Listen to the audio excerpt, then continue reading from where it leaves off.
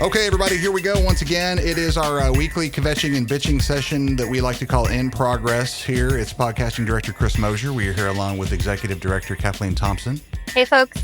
And joining us, we don't often have outside guests on In Progress, but this is no ordinary outside guest. We have Lana Hansen, executive director of Texas Blue Action with us. Hello, Lana.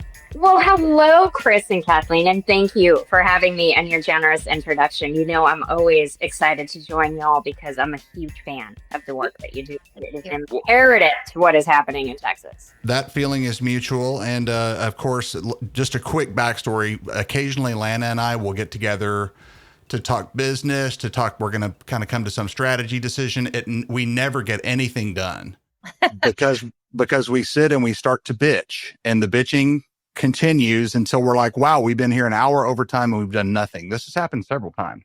This has happened several times. Can I just say, and it's usually over beers, so maybe that is the excuse often. Okay. But also, you're going to ruin my reputation as the get shit done organization, Chris. Well, my point is, often when you and it's happening right now.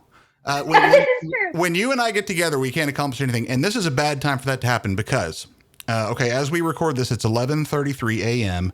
On Friday, August 8th, the Texas legislature, the Republicans in the Texas legislature have set a time for 1 o'clock, a little over an hour and a half from right now as we're recording, that they're going to reconvene and try to get a vote in on the redistricted maps. We have been under the impression up to this point that they are not able to do that because there is not a quorum because of the quorum breakers who are out of the state. However, literally in the last 15 minutes, we have heard from a pretty reliable source. That would be Nancy Thompson, who is the head honcho at Mothers Against Greg Abbott and Mothers for Democracy. She believes that they will be able to make a quorum today because by her information, which is typically pretty good, there are enough Democrats who have been persuaded to show up at the Capitol at 1 o'clock this afternoon. Kathleen, do you have the details in front of you as far as what she said, who's coming, what's going on? Yes.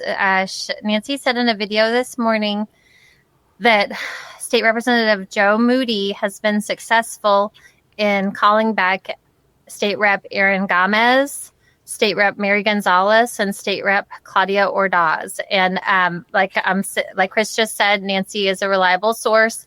I immediately got on the phone and called these lawmakers' offices, left 2 voice messages, spoke with one staffer, and said, I'm the executive director of Progress Texas. We represent millions of progressive Texans who want progressives and Democrats to hold the line, that lawmakers in Texas should be working for the people of Texas, not Donald Trump. Donald Trump is not entitled to anything.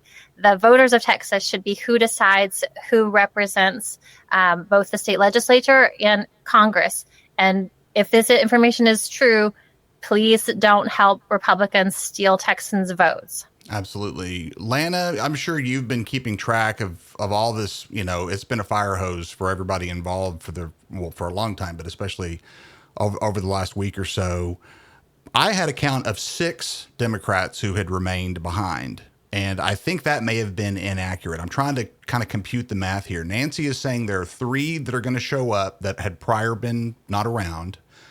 They need 12 to make quorum. 12 Democrats have to be present for them to make quorum. And all Republicans. And all of the Republicans. So, Lana, what are you thinking on the math here? Do you have any thoughts?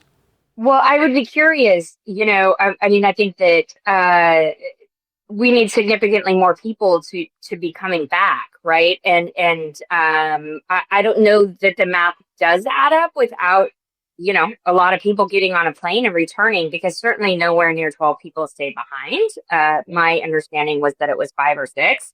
Right. My question, Chris and Kathleen, would really be like, what would be their motivation at this point? Their colleagues all made this decision, and, does Joe Moody have the power to persuade that many people to come back would be my question. So, Chris, in regards to the numbers, I really don't know. You're right. It's all been a fire hose. It's hard to say. Right. As we know, in Texas politics, particularly in our legislature, there's so much horse trading all the time. Sure. That who knows what's happening behind the scenes and what offers are being made. But I just would really like to believe that there would not be strong enough motivation for that many people to show up at 1:00 today. Chris, I want to say I saw a clip of Governor Greg Abbott online this morning on a Republican podcast, and he was asked this morning, quote, "How does this end?" And he replied, "How it always ends. The Democrats come back, and it's going to end with the maps being passed. And if they don't show up, we're going to make it 6 or 7 or 8 new Republican seats."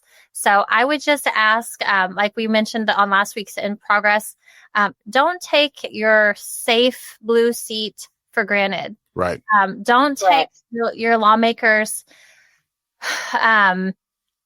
fortitude and endurance. This is a it's a sprint. It's not a, what's the expression? I'm tired, y'all. It's a marathon, not a sprint. Thank you. I went there.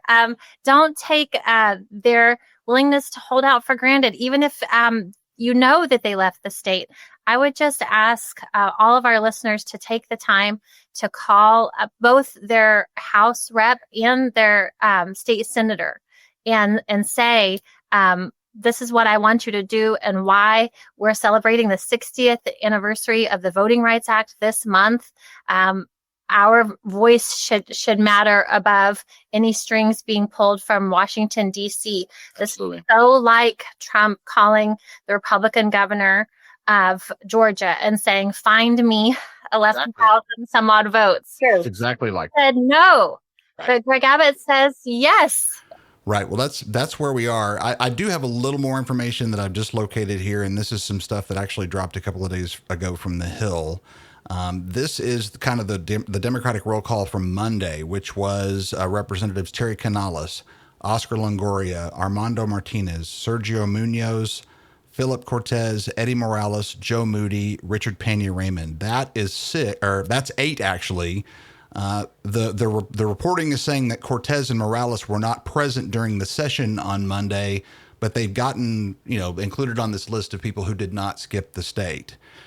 So that's kind of maybe a refresher on the 6 that we thought. We knew there were 6 present on Monday, but that they've got 2 more that were kind of evaded the radar. But still, if the 3 that Nancy is saying are coming back actually come back, that's still 11. They're still short 1.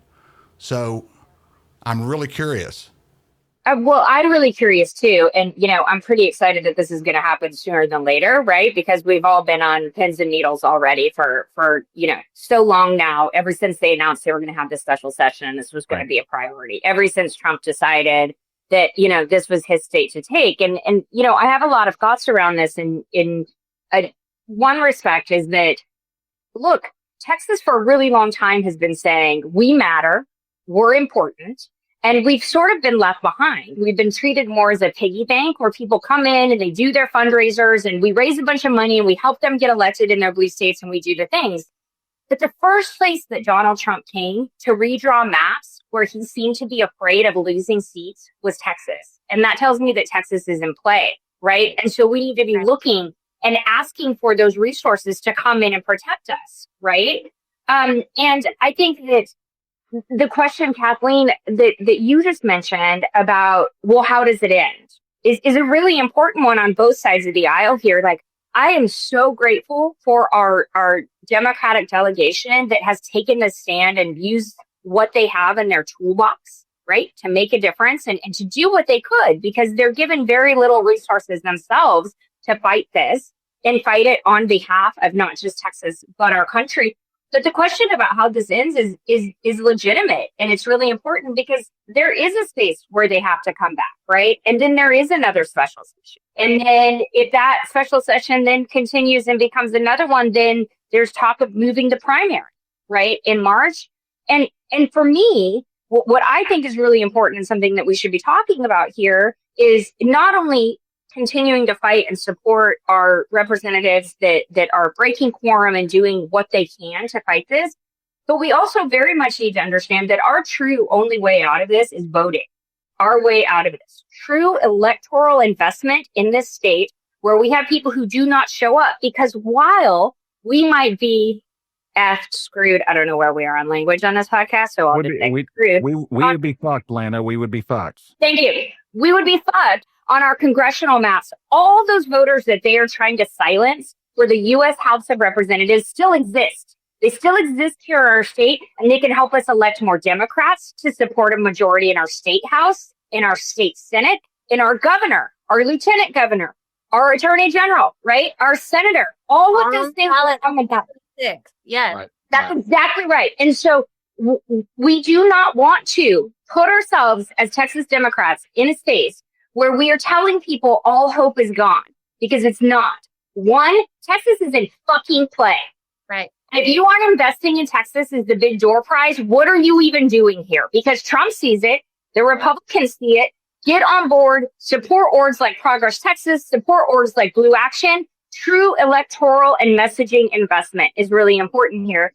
And let's make sure that the voters understand they might screw us on these congressional maps so that they can hold on to power in our U.S. House of Representatives, which makes very little checks and balances for Trump. It's terrifying. It's awful. But there might be a moment where we just have to lean on those blue states to fight fire with fire and save that piece of it. But we need to work on turning every one of those voters out so that they can't get a majority the next time this comes up in our state house, so that we own that moving forward. And so that's where I think and would like to see a lot of these conversations going. How do we best support these incredible Texas Democratic fighters that are a unique breed? We all are. Being a Democrat in Texas is a special kind of fight, and it's a special kind of grit. And I have met the very best people in the world in this fight. But we also need to be saying, how does it end? Right. Back to what's about to happen. You know, now that we've been talking a bit, we're a little over an hour at recording time from when we're going to find out what's gone down here. We do need to kind of wrap, and we could do this for hours, as Lana and I have discovered over beers. We could do this forever, literally, but we can't right now. We want to get this posted as quickly as we can in advance of the calling over at the House. So let me throw in real quick there that all of this hinges on the Valley, all of this hinges on the borderlands, all of this hinges on South Texas.